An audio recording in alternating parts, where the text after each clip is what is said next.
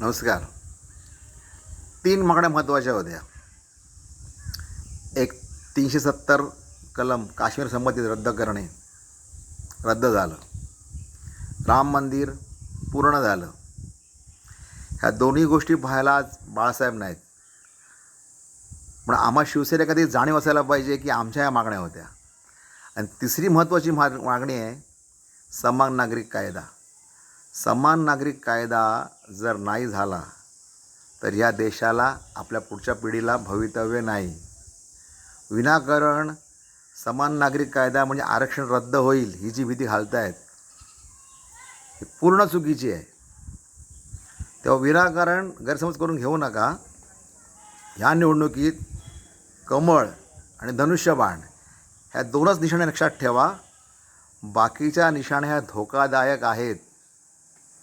माझ्यासारखा एक सामान्य शिवसैनिक आपणास सांगतो आहे ही गोष्ट. शिवसैनिक 80% समाजकारण, 20% राजकारण. आमचा राजकारणाशी तसा काही संबंध नाही. जिथे अन्याय झाला का शिवसैनिक धावतो. मग तो कुठल्या पक्षाचा आहे, कुठल्या जातीचा आहे, कुठल्या पंथाचा आहे हे आम्ही विचार करत नाही. म्हणून आम्ही बेधडक मदतीला उभे राहतो.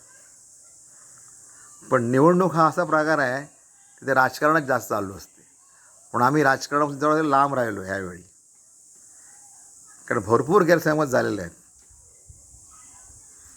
तेव्हा सुज्ञ मतदारांनी एक लक्षात ठेवा, कोणत्याही परिस्थितीत केंद्रात मोदी सरकार असणे आवश्यक आहे. नाहीतर पुढील धोके आणखीन वाढतील. बाकी काय होणार नाही. तरी सावध राहा आणि मतदान करा. जय हिंद, जय महाराष्ट्र.